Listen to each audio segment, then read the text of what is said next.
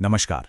आज बात करते हैं एक ऐसे नियम की जिसे यूनिवर्सिटीज में बराबरी लाने के लिए बनाया गया था, लेकिन अब वही नियम एक बहुत बड़े विवाद की वजह बन गया है। हम बात कर रहे हैं यूजीसी के 2026 के इक्विटी नियमों की। सवाल यह है कि क्या ये वाकई एक सुरक्षा कवच है या फिर एक नया खतरा।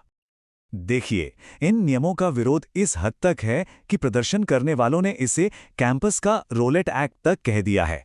अब ये एक बहुत ही संगीन आरोप है, जो हमें सीधे इस विवाद के दिल में ले जाता है। आखिर ऐसा कहा क्यों जा रहा है? ये अपने आप में एक बड़ा विरोधाभास है ना? एक कानून जो भेदभाव रोकने के लिए है, उसी को कुछ लोग काला कानून बुला रहे हैं। तो इस सवाल का जवाब ढूंढने के लिए हमें थोड़ा सा पीछे जाना होगा, ये समझने के लिए कि नए नियमों की आखिर जरूरत ही क्यों पड़ी। तो चलिए पहले ये समझते हैं कि पुरानी व्यवस्था में क्या गड़बड़ थी। यूजीसी ने पहले भी नियम बनाए थे, पर वो बुरी तरह फेल क्यों हो गए? वजह काफ़ी सीधी है। असल में साल 2012 में जो नियम बने थे वो बस एक सलाह की तरह थे, मतलब गाइडलाइंस। संस्थानों के लिए उन्हें मानना कोई मजबूरी नहीं थी। और देखिए, जब कोई चीज़ मैंडेटरी नहीं होती तो उसे कौन ही सीरियसली लेता है।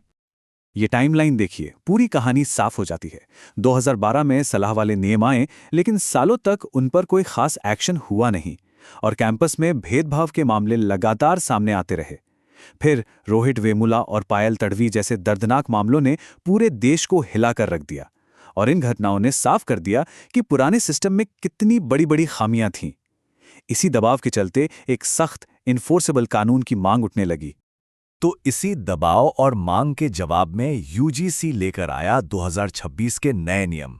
ये नियम पहले के नियमों से बिल्कुल अलग हैं और कह सकते हैं कि कहीं ज्यादा सख्त भी। तो चलिए देखते हैं कि इनमें नया क्या क्या है। अब जरा इन दोनों नियमों का फर्क देखिए। जहां 2012 के नियम सिर्फ SC बाय ST छात्रों पर ही फोकस करते थे, वहीं 2026 के नियम SC, ST, OBC छात्रों के साथ साथ स्टाफ को भी अपने दायरे में लाते हैं। पहले कोई बड़ी सजा नहीं थी, लेकिन अब संस्थानों की फंडिंग रोकी जा सकती है, यहां तक कि उनकी मान्यता भी रद्द हो सकती है।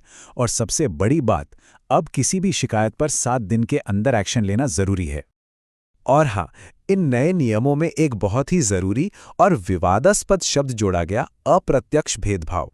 इसका मतलब है ऐसा भेदभाव जो सामने सामने तो नहीं दिखता, लेकिन कहीं ना कहीं सिस्टम में, तौर तरीकों में या बर्ताव में छिपा होता है।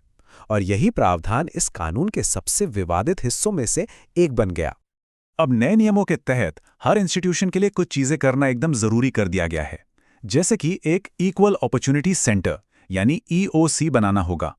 साथ ही एक इक्विटी कमेटी भी बनानी होगी और इस कमेटी का अध्यक्ष कोई और नहीं बल्कि उस इंस्टीट्यूशन का हेड खुद होगा, ताकि जवाबदेही सीधी तय हो सके।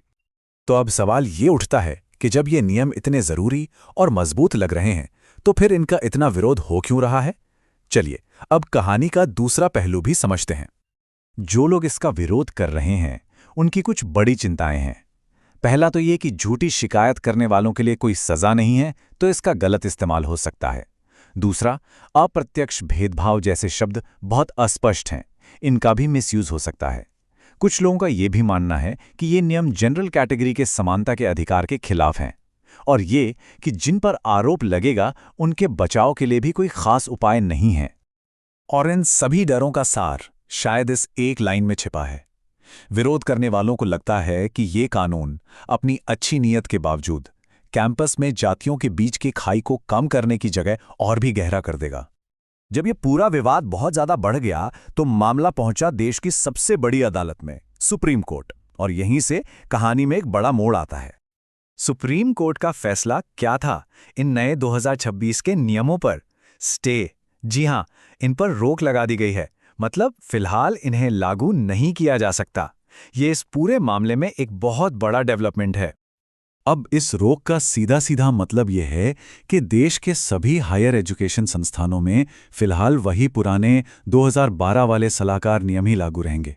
यानी हम वापस वहीं आ गए हैं जहां से सब कुछ शुरू हुआ था। लेकिन कहानी यहां खत्म नहीं हुई है। सुप्रीम कोर्ट ने सिर्फ रोक ही नहीं लगाई, बल्कि एक रास्ता भी सुझाया है। कोर्ट ने एक एक्सपर्ट पैनल बनाने का सुझाव दिया है, जो इन नियमों को फिर से देखेगा, इनकी समीक्षा करेगा और जरूरी बदलावों का प्रस्ताव देगा। मतलब हो सकता है कि ये नियम पूरी तरह खत्म ना हो, बल्कि सुधरकर वापस आए।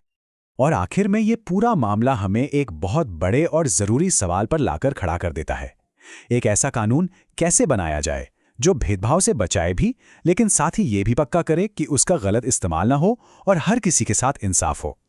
यही वो मुश्किल संतुलन है जिसे साधने की कोशिश हो रही है, और शायद यही इस पूरे विवाद की जड़ भी है।